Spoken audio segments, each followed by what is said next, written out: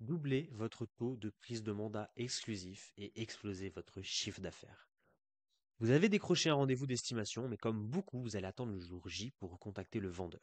Et bien, cette simple erreur peut vous coûter potentiellement plusieurs milliers d'euros par mois, voire dizaines de milliers d'euros en fonction de votre volume. Pour ceux qui ne me connaissent pas encore, je m'appelle Hank. Depuis 6 ans, j'accompagne des entrepreneurs et j'ai notamment aidé l'année dernière une entreprise à passer de 0 à 200 000 euros de chiffre d'affaires grâce aux stratégies qu'on a implémentées. J'ai décidé aujourd'hui de me concentrer sur un domaine qui me passionne, l'immobilier, afin de mettre en place des stratégies marketing gagnantes pour les agents et les agences. 4 leviers simples pour au moins doubler votre taux de prise de mandat exclusif. Et à la fin de cette vidéo, on verra comment implémenter cela en une séquence facilement et sans connaissance particulière. Ça demandera juste un tout petit peu d'organisation. Alors, prenez un carnet pour prendre des notes, posez votre téléphone et c'est parti. Pourquoi vous? C'est une vraie question. Pourquoi vous? Pourquoi un prospect vendeur devrait-il signer avec vous et pas un autre agent? Pourquoi un mandat exclusif et pas un mandat simple? Qu'est-ce qui fait votre différence? En quoi vous êtes différent de l'image que certains peuvent avoir de l'agent immobilier? Vous devez absolument répondre à tous ces points avant même que le rendez-vous ait lieu. Ça va augmenter le taux d'exclusivité et surtout les vendeurs voudront beaucoup plus signer avec vous qu'avec un autre qui n'aura pas fait ce travail. Objectif, signer avant que vous ayez visité et fait votre estimation. Il faut que, dans la tête du prospect vendeur, le mandat soit déjà signé avant même que vous ayez visité le bien. Il faut absolument qu'il ait l'impression que vous êtes la perle rare qu'il avait besoin de trouver pour vendre son bien. Et qu'il a trouvé du coup. Donc, pourquoi ce prospect vendeur devrait-il signer avec vous et pas un autre? Parce que vous avez des services en plus. Parce que aussi il y a votre personnalité, votre dynamisme, votre professionnalisme. Ça, faut le mettre en avant. Pourquoi un mandat exclusif et pas simple? Un mandat exclusif, vous allez simplement beaucoup plus travailler dessus. Vous allez être plus motivé à sortir un mandat exclusif qu'un mandat simple parce que vous allez être tout seul dessus. Qu'est-ce qui fait votre différence? Alors là, par contre, c'est vous qui savez la liste des services que vous allez proposer en plus. En quoi êtes-vous différent de l'image que certains peuvent avoir de l'agent immobilier? Là, quand je fais référence à ça, c'est que, euh, on va dire communément, beaucoup de gens ont une image d'un agent immobilier qui est là juste pour encaisser sa commission. Bah non, pas vous. Vous n'êtes pas là pour encaisser que la commission, vous êtes vraiment là pour créer un accompagnement du client de A à Z. Donc, vous devez répondre à toutes ces questions avant le premier rendez-vous. Et c'est pour cela que vous devez mettre en avant vos services, vos différences, vos compétences en amont du rendez-vous. Et comment faire cela? Alors, on verra à la fin de la vidéo, comme j'ai dit tout à l'heure, comment on va implémenter ça d'un point de vue technique et organisationnel. C'est très simple. Mais dans un premier temps, vous allez devoir faire la liste de tous les services que vous pouvez délivrer aux clients, des témoignages clients percutants que vous avez déjà, des analyses expertes que vous avez sur le secteur, et des histoires engageantes vécues avec un ancien client, et des insights stratégiques. Alors, quand je dis insights stratégiques, faut pas être Sun Tzu, d'accord? Pas besoin d'être un grand stratège. Je parle juste de communiquer un peu sur votre stratégie. Vous n'allez pas juste poser le lien sur le bon coin et attendre qu'on vous appelle. Non.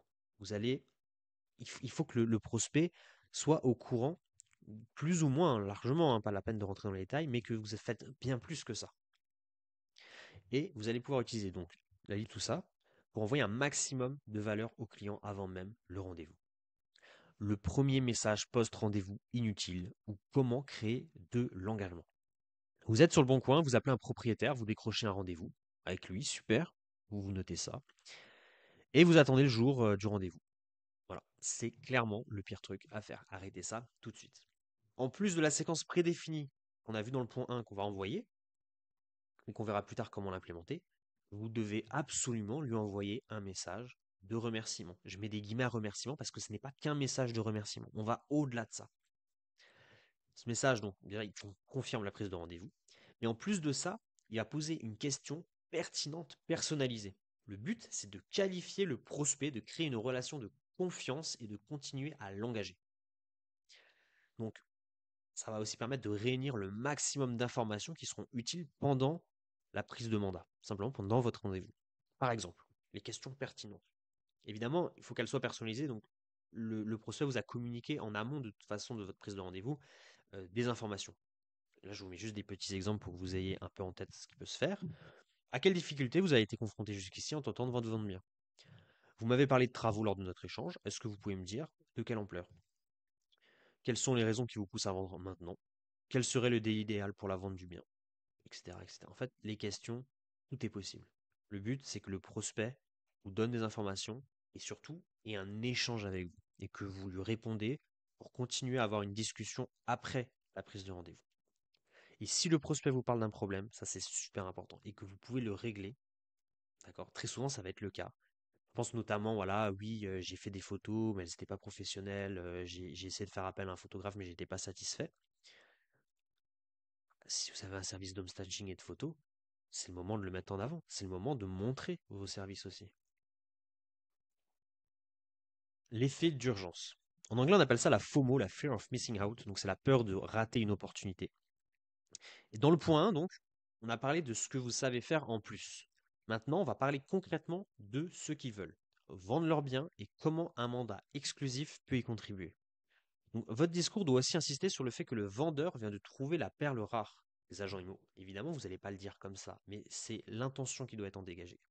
Et donc là, il a tout intérêt à signer le plus vite avec vous pour vous garder. Donc si la FOMO est présente, le mandat sera plus simple à prendre, et surtout le mandat exclusif, il y aura moins de négociations, il y aura moins de prise de tête avec le prospect. Et c'est ce qu'on veut. Pourquoi? Parce qu'on va pouvoir travailler sur le mandat au lieu de travailler le relationnel avec le prospect parce qu'il a des doutes. Et ça, on veut éviter. Donc, ce que vous devez transmettre avant, mais aussi pendant le rendez-vous, hein, c'est la continuité, le rendez-vous, votre stratégie de vente, comme on l'a dit, les insights stratégiques, et comment vous arrivez à vendre un bien dans les meilleures conditions. Utilisez des statistiques, par exemple, hein, les biens en exclusivité se vendent 30% plus vite à un meilleur prix. Et vous pouvez expliquer aussi pourquoi. Expliquer les risques de la multidiffusion, pourquoi un mandat exclusif est plus efficace. L'objectif, hein, c'est vraiment de montrer aux prospects que le mandat exclusif, c'est une évidence. Et c'est surtout avec vous, le mandat exclusif, que c'est une évidence. Et vous êtes le meilleur agent sur lequel il aurait pu tomber actuellement dans sa situation. Et que vous allez vraiment pouvoir l'aider, lui apporter des choses. Et que c'est maintenant qu'il doit prendre une décision. Point numéro 4, comprenez votre prospect. C'est super important, mais c'est sous-estimé. Ça, je le vois beaucoup en rendez-vous avec les agents. Vous êtes un agent, vous voyez passer des biens en permanence, sortir, rentrer des mandats, vous discutez avec d'autres agents, c'est la routine pour vous. Un vendeur, souvent, ne va vendre qu'une à deux fois dans sa vie. À moins que ça soit un investisseur, un multi-investisseur, mais dans ce cas-là, souvent, il travaille avec des agents en priorité. La plupart du temps, c'est un vendeur particulier et c'est une expérience assez compliquée à mener. Donc, ça va non seulement représenter une grande somme d'argent pour le vendeur, mais aussi une grande somme de stress.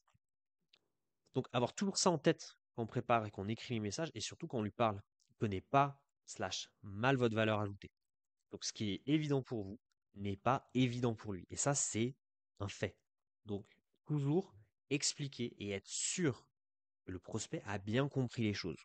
C'est pas parce qu'il dit qu'il a compris. Ça, c'est aussi un point super important. Donc, voilà. Aide à la réalisation des diagnostics, gestion des pas de pied administratifs, mettre en valeur le bien, gérer les visites. Ça c'est tout ce que vous faites.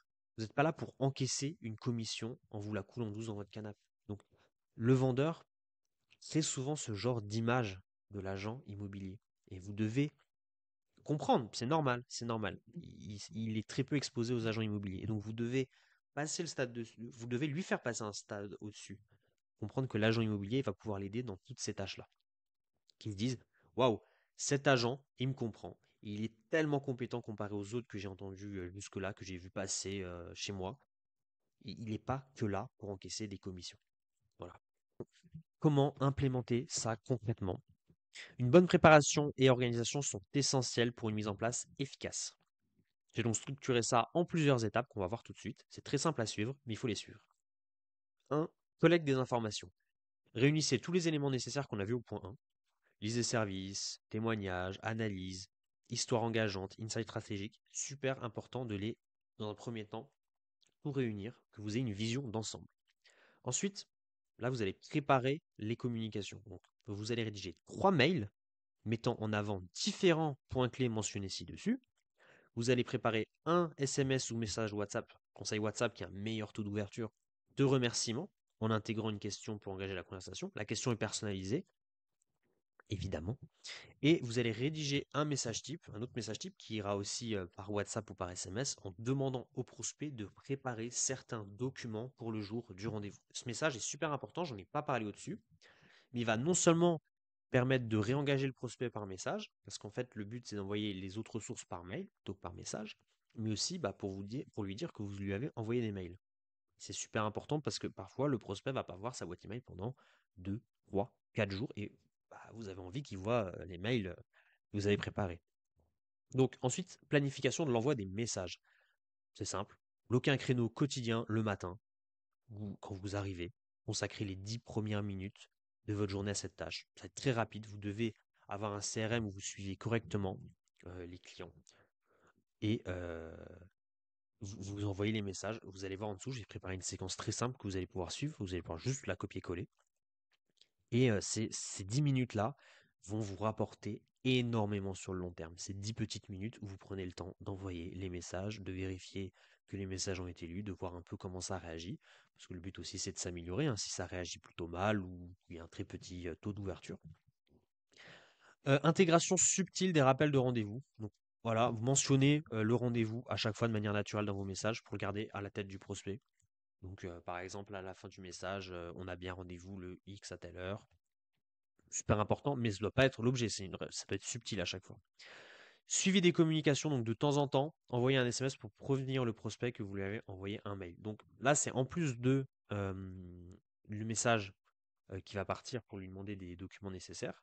Si vous sentez que le prospect, notamment si le jour du rendez-vous est très loin, enfin très loin, on va dire, par exemple, dans une semaine et demie, envoyez-lui un SMS pour lui dire voilà, je vous ai envoyé des mails concernant tel sujet. Je vous conseille d'aller voir ces informations, elles pourraient vous être utiles afin que le prospect continue à être engagé. C'est super important, notamment si le rendez-vous est très loin dans l'avenir, enfin très loin, c'est relatif. Je vous ai préparé une petite séquence là pour vous expliquer plus concrètement comment faire. Et c'est cette séquence que vous devez plus ou moins voir en tête dans le suivi des relances. C'est super important. Ça va demander une petite organisation à ce niveau-là, de savoir quel prospect en est. Donc le jour de la prise de rendez-vous, vous avez pris le rendez-vous, vous dites rien. Le lendemain matin, vous envoyez le SMS de remerciement, plus la question personnalisée, et dans la journée, vous menez la conversation. Jour 2, premier email. Ensuite, le jour -2, le rendez-vous, vous envoyez le deuxième mail. Et en plus de ça, le SMS où vous lui dites, est-ce que vous pouvez préparer des documents, tel type de documents, pour le jour du rendez-vous. Et je vous ai envoyé un mail, voilà. Jour moins, le troisième mail. Et le jour J, juste un message de rappel pour dire qu'il y a rendez-vous. C'est tout. C'est simple. Il faut juste, tous les matins, se prendre 10 minutes, se bloquer 10 minutes, avoir la vision sur qui en est où et faire et envoyer. Après, c'est que des templates à copier-coller. Voilà.